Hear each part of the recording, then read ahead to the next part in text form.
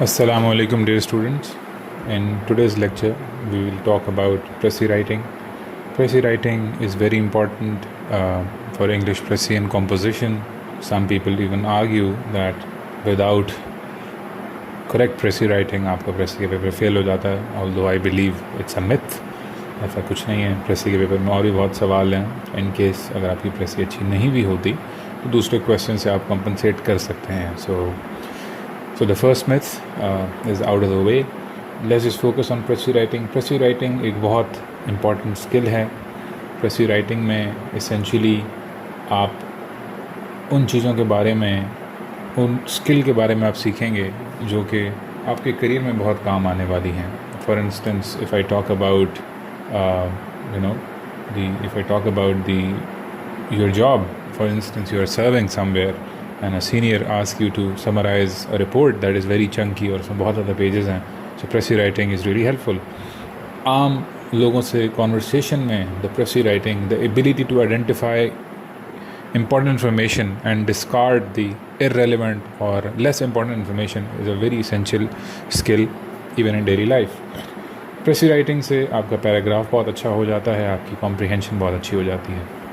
So Pressy writing में सबसे पहली चीज़ अगर मैं आपको बताऊं, so a Pressy is essentially a brief summary of a paragraph in a reader's world, and the paragraph is consisted on 6 to 9 sentences. ठीक है जी. लेकिन it is different from summary writing. It is a summary, but it is different from summary writing, and I will explain that just now. Pressy writing के 3 elements हैं. सबसे पहला comprehension. Comprehension क्या है? समझना, किसी भी चीज़ को पढ़ के समझना. Comprehension is the ability to read and understand the main idea of a text. It requires good vocabulary of English language as well as different schools of thought. उसके बाद composition, लिखना. Composition means constructing right meaning in form of flawless language. It involves structure, beautiful vocabulary and flawless language. Finally, conciseness और brevity, कम अल्फाज में बहुत बड़ी बात, ज़्यादा बात कह जाना, ये एबिलिटी प्रेसी में बहुत ज़रूरी है कि आपको आती हो. Conciseness involves removing repetitions, supporting and additional statements and other technical terms. This work must be precise both in language and content. It has 2 parts, Pressy writing and awarding of a title. However, summary is totally different from Pressy writing. Paragraph की form में ही होगी प्रेसी. उसका एक topic sentence होगा, उसमें 3 से 5 main ideas होंगे, 7 supporting ideas होंगे, जस्टिफिकेशन होगा और कंक्लूडिंग रिमार्क होगा, just like a normal paragraph. Steps क्या हैं? आपने अपनी प्रेसी के लिए ऑन एवरेज अगर मैं कहूँ तो 50 मिनट्स के अराउंड आपने रखने हैं, 40 से 50 मिनट्स. अच्छा, पहले आपने क्या करना है? सबसे पहले आपने वर्ड काउंट कर लेने हैं. वर्ड काउंट करने का सिंपल सा आसान तरीका क्या है?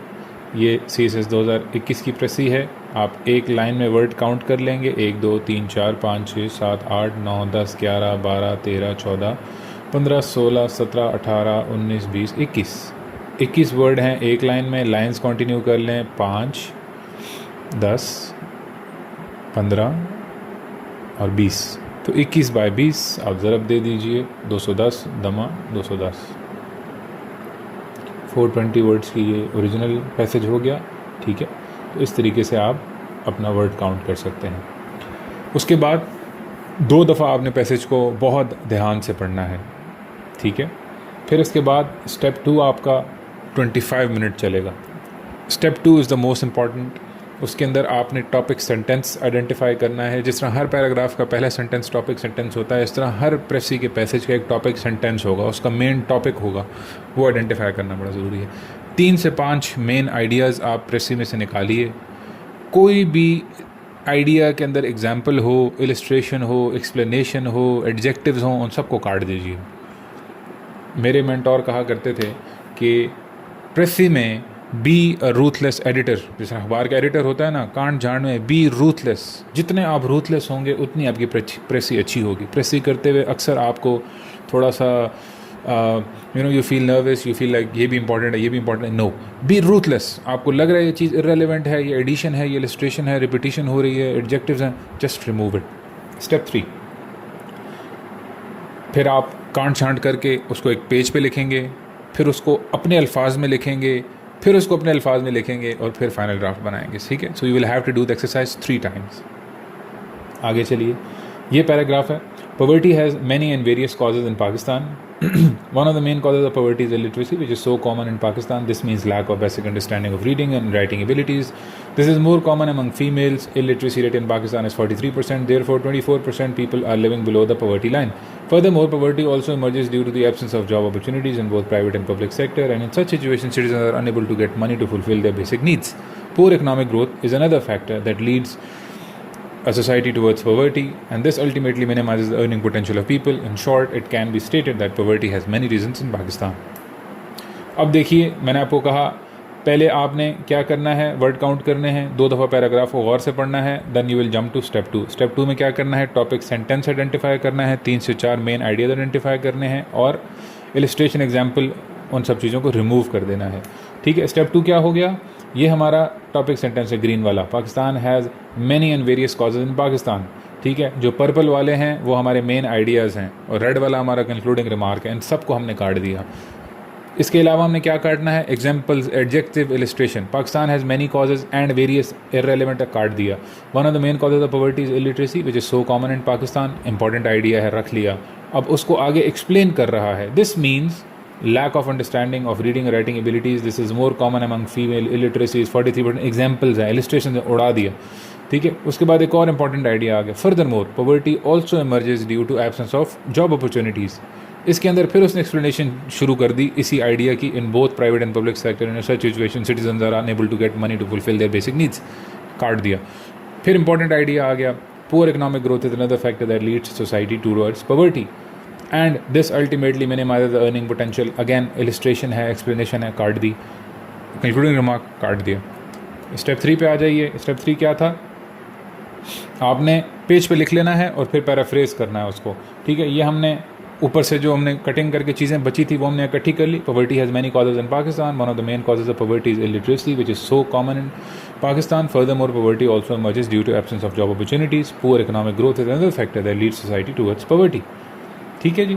उसके बाद आप स्टेप 4-5 करेंगे, दैट्स इट, ठीक है। जिसमें एक और ये पैराग्राफ आ गया। स्टेप 4-5 में यू विल रीराइट इट, अपने अल्फाज में आप लिखेंगे और फिर एक फ़ाइनल ड्राफ्ट बनाएंगे, ठीक है।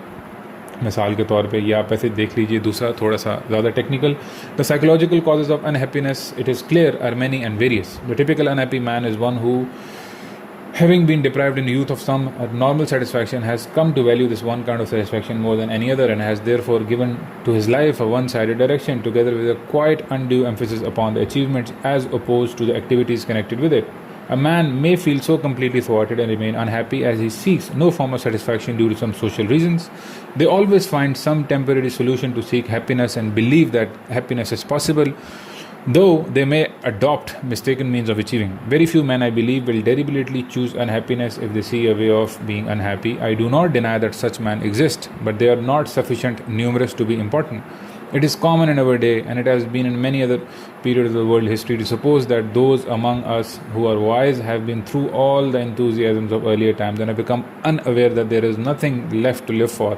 The man who holds this view are genuinely unhappy, but they are proud of their unhappiness, which they attribute to the nature of the universe and consider to be the only rational attitude for an enlightened man. ये प्रेसी एक CSS पास paper की है। अब पहली line topic sentence है इसका, उसमें जो एक्स्ट्रा चीज़ें हैं हमने काट दी। The psychological causes of unhappiness are various, it is clear and many काट दिया, इररेलेवेंट है। The typical unhappy man is one who have been deprived in the youth of some normal satisfaction, has come to value, again सारे के सारे जो extra information है हमने काट दी। उसके बाद जो नेक्स्ट आइडिया है, a man may feel to complete थॉटेड and remain unhappy as to seek no form of satisfaction due to some social reasons. उसके बाद very few man I believe will deliberately choose unhappiness। उसके बाद भी सब काट दिया, जो irrelevant information सब की सब काट दी। एंड पे क्या बचा, the psychological causes of unhappiness are many. वहाँ से ड्राफ्ट कॉपी किया, उसको अपने अल्फाज में लिख लिया। The psychological causes of unhappiness are many.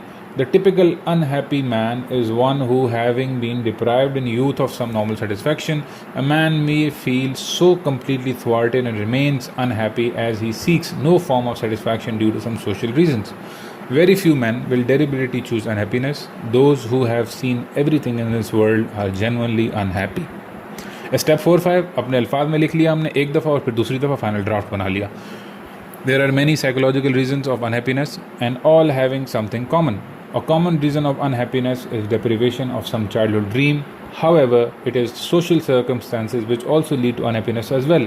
There are also a few irrational individuals who prefer unhappiness, though they are negligible in number. There have always been wise men who have explored life thoroughly and found it purposeless and become unhappy, though some people doubt genuineness of their unhappiness. सबसे पहली चीज़ comprehension, topic का समझ आना बहुत ज़रूरी है. अगर आपकी जनरल नॉलेज अच्छी है और आपने फॉर एग्जांपल मोस्टली जो पैराग्राफ्स आते हैं वो आते हैं फ़िलासफ़ी से, वो आते हैं लिटरेचर से, वो आते हैं फ़िलोसॉफिकल डिबेट से और पाकिस्तान मूवमेंट से. कभी कभार सर सैयद अहमद ख़ान और हमारे जो लिटरेरी फिगर्स हैं मंटो, इस तरह के पैराग्राफ्स आते हैं. मोस्टली एजुकेशन पे अक्सर औकात आ जाता है, हैप्पीनेस पे, साइकोलॉजिकल थ्योरीज़ में से आ जाता है. तो ये जनरल एरिया था जिसमें से प्रेसी का वो पैसेज देता है. ऑल्दो ये ज़रूरी नहीं है कि आपके पास बैकग्राउंड इन्फॉर्मेशन हो, लेकिन कॉम्प्रीहेंशन में थोड़ी मदद होती है अगर आपको की आइडियाज़ की कॉन्सेप्ट अगर आपको आते हों. एडिक्वेट वोकेबलरी आपके पास होनी चाहिए, अंडरस्टैंडिंग ऑफ की सब्जेक्ट होना चाहिए, grip over English grammar and expression, follow discourse markers. एक आईडी से दूसरे आईडी में ट्रांजिशन जहाँ पर होती है वहाँ पर आप डिवाइड कर देंगे प्रेसी को. सेगमेंटेशन, इफ़ आई से it in one word, segmentation is the most important skill in प्रेसी writing. Composition, paraphrase original text, अच्छी वोकेबलरी होनी चाहिए. सेंटेंस कंस्ट्रक्शन आपको आनी चाहिए. वैरायटी ऑफ सेंटेंस टाइप्स आप यूज़ करें, simple, compound, complex, simple, compound. Articles का यूजेज करें. फ्लॉलेस लैंग्वेज, और प्रेसी में आपकी गलती नहीं होनी चाहिए. बी वेरी केयरफुल, क्योंकि 10 से 12 लाइन का आपने एक पैराग्राफ लिखना है for most of the times, unless CSS 2025 की तरह को बहुत ही लंबा पैसेज आ जाए. तो generally it is less than 1 page आपकी जो प्रेसी होती है. खूबसूरत लैंग्वेज का इस्तेमाल कीजिए, खूबसूरत प्रेजेंटेशन रखिए. Your precis should open with clear statements to what follows next. अक्सर मैं देखता हूँ कि प्रेसी के शुरू में अगर तारुफ है तो आप भी तारुफी जुमला लिख देते हैं. ठीक है, तो ये चीज़ मुनासिब नहीं है.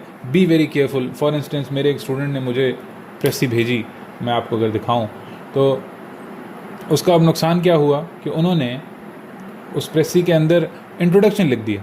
अब मैंने उन्हें कहा कि आप प्लीज़ ऐसा ना करें, आप जब भी मुझे कुछ भेजेंगे तो be very specific.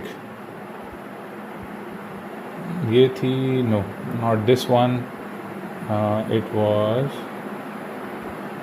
This one. अब ये 2021 की प्रेसी है. Look at this.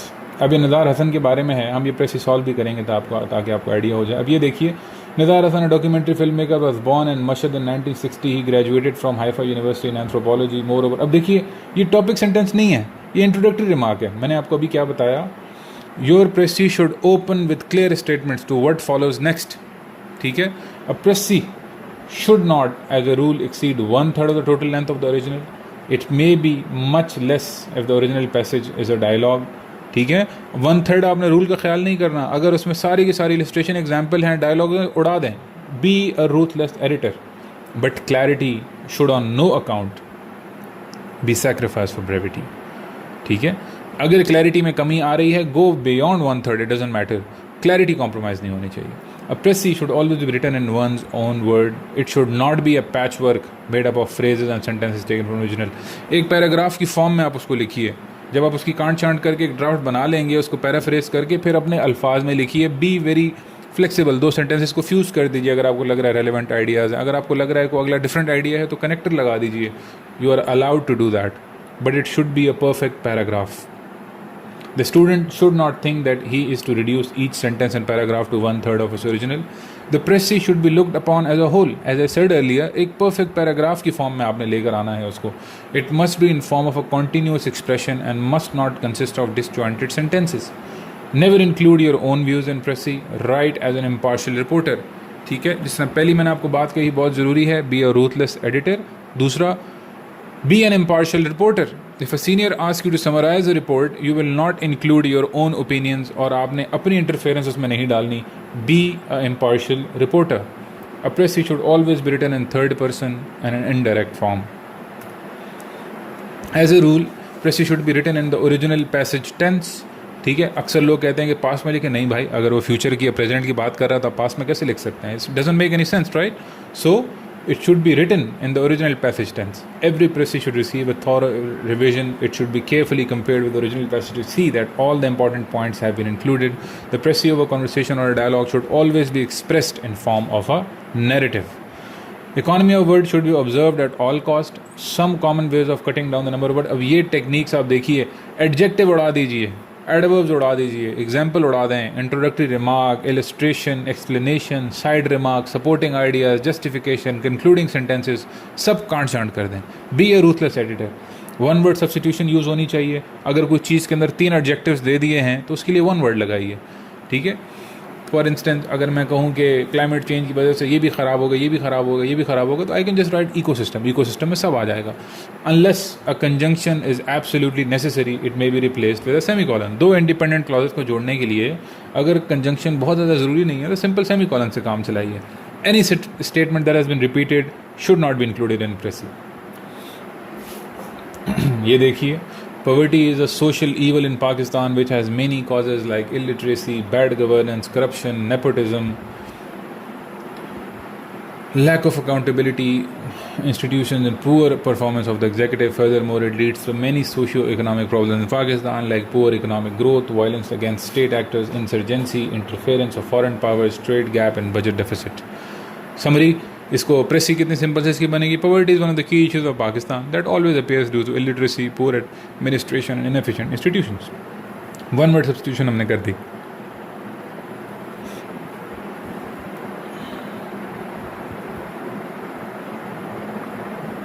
टाइटल कैसे देना है? Try to get title from the topic sentence of the passage. Topic sentence उसको आप फ्रेज में अगर कन्वर्ट कर दें सेंटेंस को तो वो आपका टाइटल बन गया. Identify the key words from topic sentence and repeat the same in your title. Specific होना चाहिए, जेनेरिक नहीं होना चाहिए, क्रिएटिव होना चाहिए. ऐसा ना हो कि कॉपी किया गया है. इडियमेटिक एक्सप्रेशन अवॉइड कीजिए. फ्रेज में हो, single word complete sentences avoid करने हैं. आइडियल लेंथ क्या है? 3 से 8 वर्ड. सिर्फ एक टाइटल देना है और एंड पे देना है. There are many causes of poverty in Pakistan. आप टाइटल क्या दे सकते हैं? Poverty in Pakistan, causes of poverty in Pakistan. अब देखिए नंबर 4 वाला कितना एक्यूरेट टाइटल है. Poverty and its contributing factors in Pakistan, causes of poverty in Pakistan. Simple लिखिए आप.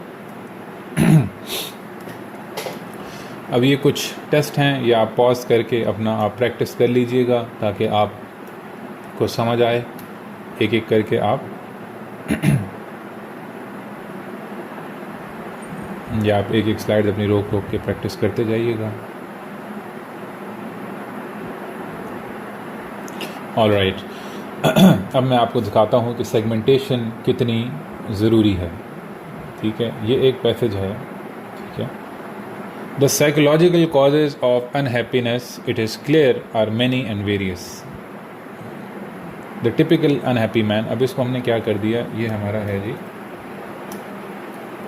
ये हमारा टॉपिक सेंटेंस है. ये क्या है जी? पैराग्राफ के अंदर दूसरा हमारा एलिमेंट क्या होता है? Explanation of topic sentence. Psychological causes of unhappiness, it is clear, are many and various. The typical unhappy man is the one who, having been deprived in youth of some normal satisfaction, has come to value this one kind of satisfaction more than any other, and has therefore given his life to one-sided direction, together with a quiet, undue emphasis upon the achievement, as opposed to many connected with it. ठीक है, वो topic sentence की explanation हो गई. ये हमारा idea 1 हो गया हमारा. ठीक है, ये हमारा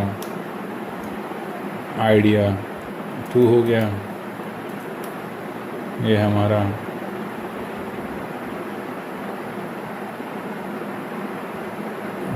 ठीक है, ये हमारा आइडिया 3 हो गया.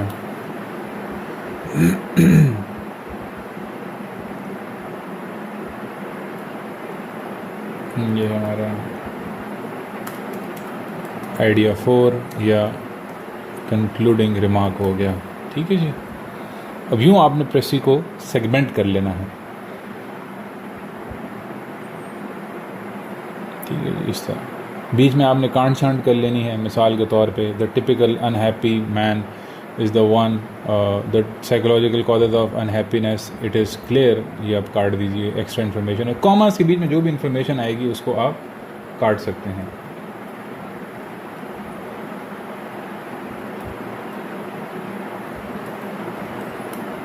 ठीक है, इसको आप काट सकते हैं. आर मैनी एंड वेरियस, इसको भी आप काट दीजिए. The psychological causes of unhappiness are various. The typical unhappy man is the one who, having been deprived of youth in some kind of normal satisfaction, has come to value. ठीक है, अब ये देखिए, ये आगे एक्सप्लेनेशन है, सबको काट दीजिए. हमारा मेन आइडिया ये है, टिपिकल अनहैप्पी मैन कौन होता है? जिसको बचपन में, जवानी में कोई नॉर्मल सेटिस्फैक्शन ना मिली हो. अब उसको आगे वो एक्सप्लेन कर रहा है, हमें एक्सप्लेन नहीं करना. A man may feel so completely thwarted and remain unhappy as he seeks no form of satisfaction due to some social reasons. ठीक है, दे ऑलवेज फाइंड. अब उसको आगे वो जस्टिफिकेशन दे रहा है, हमें नहीं चाहिए, हम काट देते हैं. ठीक है, इस तरह आप कटिंग करते जाएंगे और काट छांट करके आपके पास रह क्या जाएगा स्टेप 3 में. The psychological causes of unhappiness are many. The typical unhappy man is the one who having been deprived in youth of some normal satisfaction.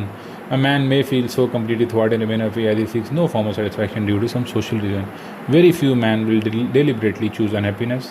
Those who have seen everything in this world are genuinely unhappy. ठीक है जी. इसके बाद ये हमने अपने अल्फाज में अपने लिख लिया. ठीक है, अब ये CSS 2021 की प्रेसी है, इसको हम इन स्टेप्स के साथ इसको हम लेकर चलते हैं. सबसे पहले हमने 2 दफ़ा प्रेसी पढ़नी है. ये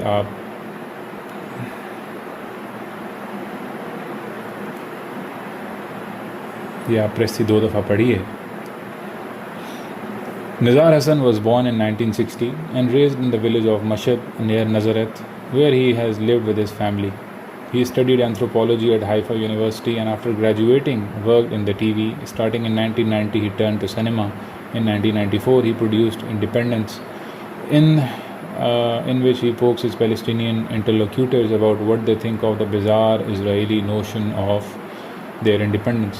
They have stolen another people's homeland and call the act independence. Hassan dwells on that absurdity. As the world's attention was captured by news of Israel planning to annex yet a bit more of Palestine and add it to what they have already stolen, I received an email from Nizar Hassan, the preeminent Palestinian filmmaker, documentary filmmaker. He wrote to me about his latest film, My Grandfather's Path, and included a link to the director's cut. It was a blessing. They say choose your enemies carefully, for you would end up like them. The same goes for those opposing Zionist settler colonialists.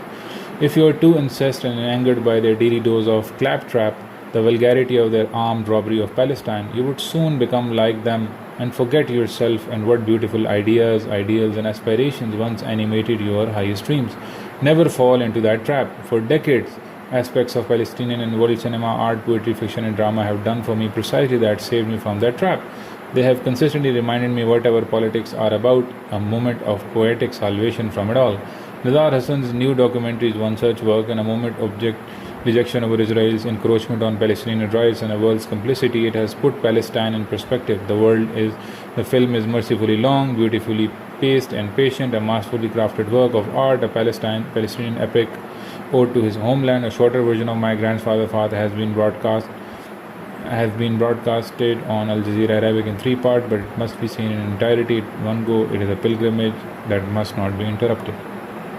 अच्छा जी, topic sentence निकाल लीजिए. Nizar Hasan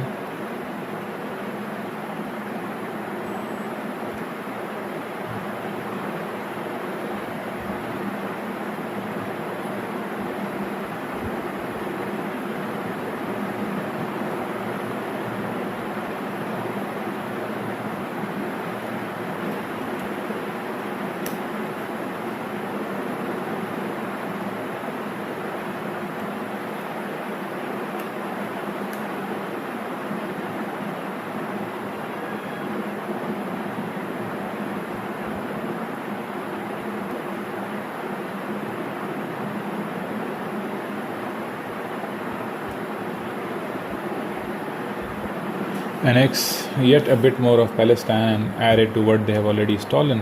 I received an email from Nizar Hassan, the preeminent economy.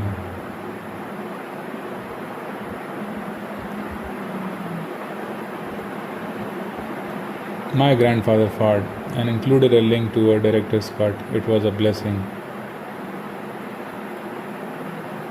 They say choose your enemies carefully, for you would end up like them. The same thing goes for those opposing Zionists. If you are too incensed and angered about claptrap,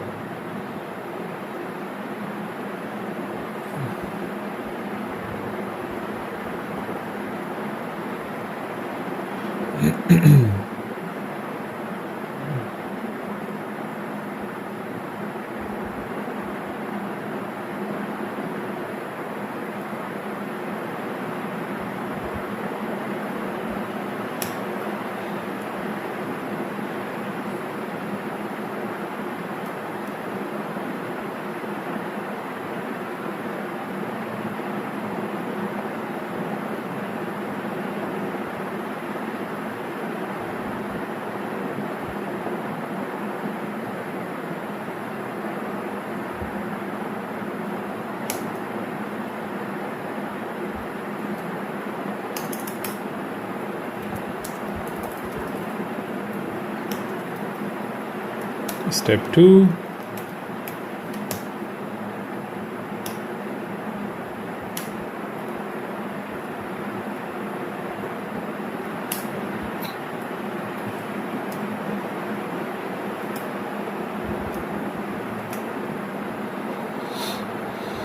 ठीक है जी, हमने ये चीज़ें can't छांट के हमने ये निकाल लिया है.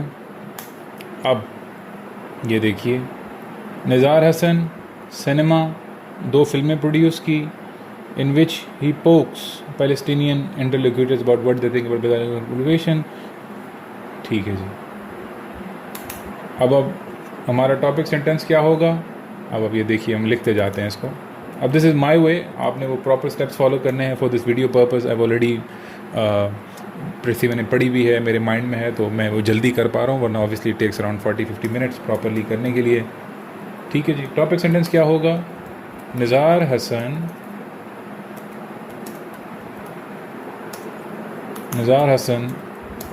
a Palestinian filmmaker produced 2 films, documentary films highlighting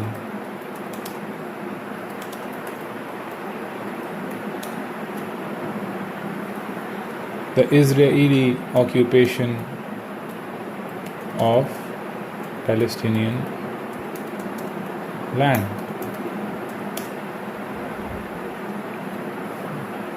Israeli occupation. And just ठीक है, to catch the tone of the author. ठीक है. अब in his first film Independence,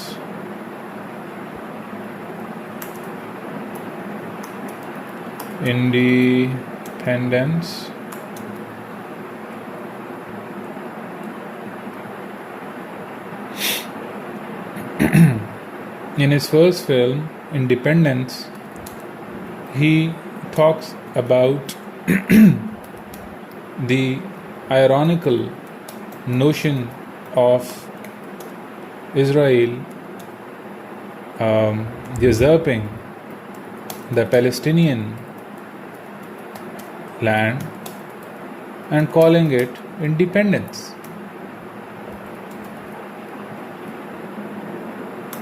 ठीक है. In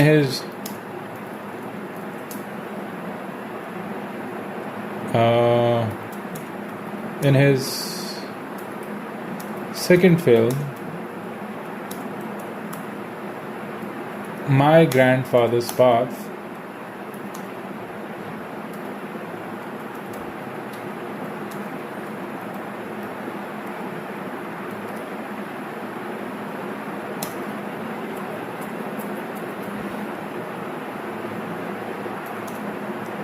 he focuses on importance of art and culture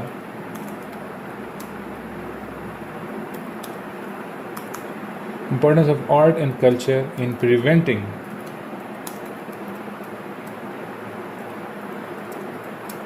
oppressors from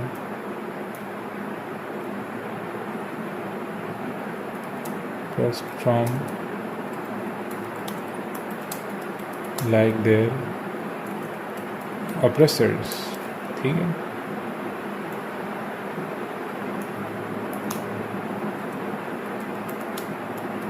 As it was released during yet another news of Israeli occupation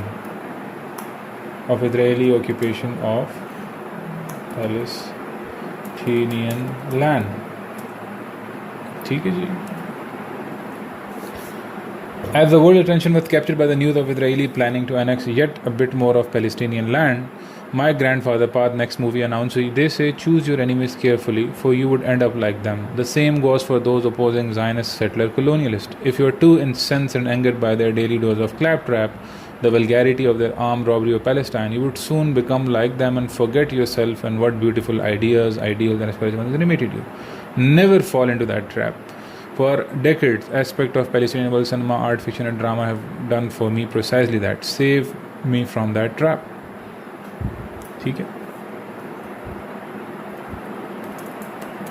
In essence, art and culture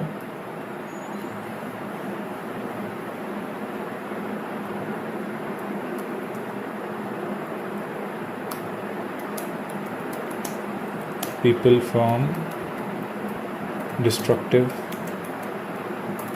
resentments. ठीक है जी. अब ये हमारी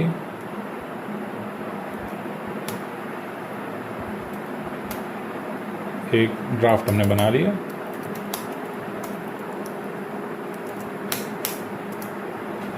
Nizar Hassan, a Palestinian filmmaker, produced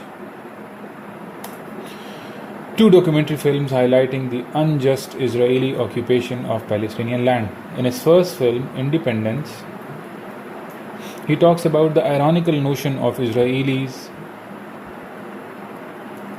usurping the Palestinian land and calling it independence. In his second film, My Grandfather's Path,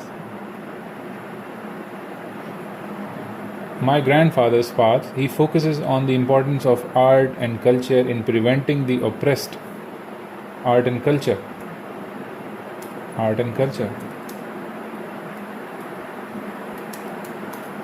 As they help in preventing the oppressed from becoming like their oppressors.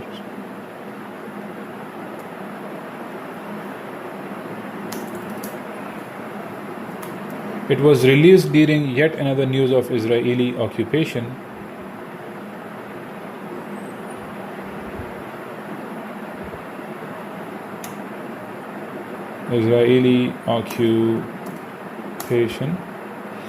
Palestinian land.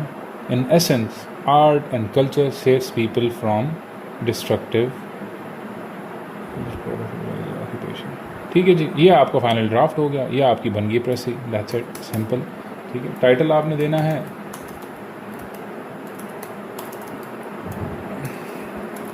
तीन चीज़ें important हैं. Nizar Hassan, Palestine,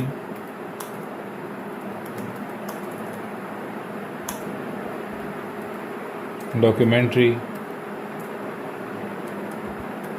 ठीक है. 3 चीज़ें ज़रूरी हैं topic sentence में. अब इसका टाइटल आप कैसे बना सकते हैं? यूँ बना लीजिए, Nizar Hassan, a filmmaker and a patriot. या फिर आप पैलेस्टीनियन कर लीजिए, Palestinian film maker and a patriot. ठीक है जी. So that's your title. It catches the essence. So be a ruthless editor. छोटी सी बनाइए प्रेसी, पूरी प्रेसी आपकी हो जाएगी उसमें. Let me look at another important thing.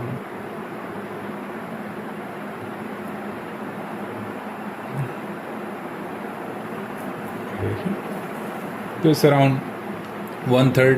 मेरी प्रेस यूजुअली 1/3 से थोड़ी सी कम बनती है, मैं थोड़ा ज़्यादा रूथलेस एडिटर हूँ, ठीक है. तो मेन आइडियाज़ मैंने जिस तरह कहा, अब ये देखिए इतनी बड़ी बात कर दी है, एंड पे पूरी लंबी बात है, लेकिन सिंपल सी बात है भाई साहब. माय ग्रैंडफादर्स बाद में उसने ये बात की है कि आर्ट और कल्चर कितना इंपॉर्टेंट है. ये ओप्रेस्ड को बचाता है to becoming like their oppressor. It was release during yet another news of Israeli occupation Palestinian land. In essence,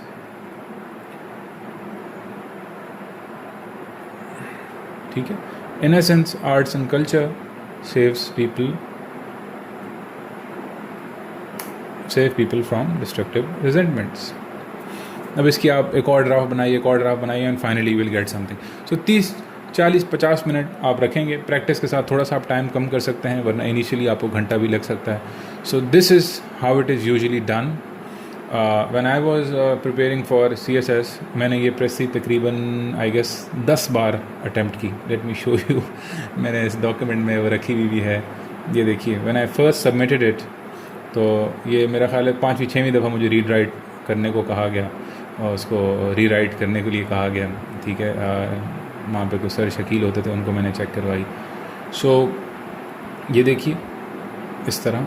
अभी फिर मैंने दोबारा अटैम्प्ट की थी, I don't remember when it was like. लेकिन इस तरह कटिंग होती है, गलतियाँ होती हैं, that's fine. The important thing is that you keep practising, that you keep getting your work evaluated, ठीक है जी. सो आई होप आपका प्रेसी का कॉन्सेप्ट क्लियर हो गया होगा.